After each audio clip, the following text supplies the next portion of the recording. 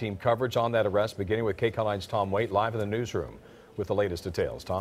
And Jeff, investigators are not saying exactly what put D'Angelo on their radar, but they started surveillance on him recently. They even gathered things he threw away to get DNA evidence, and that's what ultimately led to his arrest.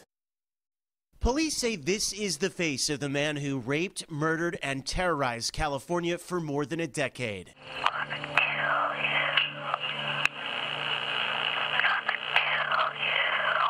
Until now, this recording of his voice tormenting a victim went unmatched. But investigators say they now know it was 72-year-old Joseph James D'Angelo. Federal agents swarmed his Northern California home and turned it into a crime scene. It's kind of crazy, really, because I live right behind him. For decades, police had only these sketches of D'Angelo to put a face to the murderer. During his reign of terror, he was called the Golden State Killer, the Visalia Ransacker, the East Side Rapist, and the original Night Stalker. He was linked to more than 50 rapes and 12 murders across California.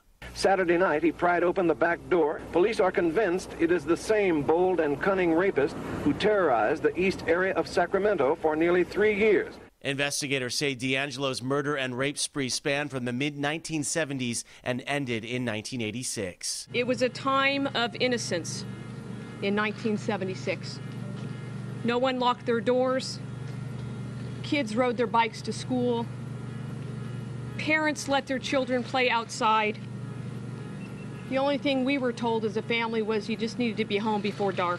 The man suspected of being one of the most prolific serial rapists and killers in California history served in the U.S. Navy during the Vietnam War. In the mid-1970s, he began a career in law enforcement, working as a police officer in the Central California town of Exeter and later with the Auburn PD near Sacramento. He was fired after being accused of shoplifting in 1979.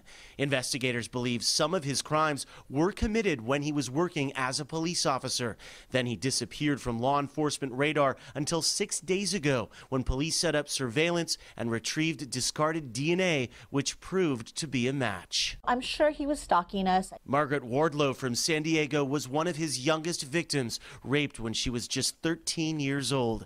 D'Angelo's arrest brings her great relief. This is like the greatest gift ever. I'm so absolutely thrilled with it. I'm just tickled that they've caught him. It couldn't be better news. D'Angelo retired from his job of the past 20 years working at a warehouse doing distribution. Agents say he appeared surprised when they arrested him. His first court appearance is scheduled for this Friday. I'm Tom Waite, live in the newsroom. Susie, back to you. Tom,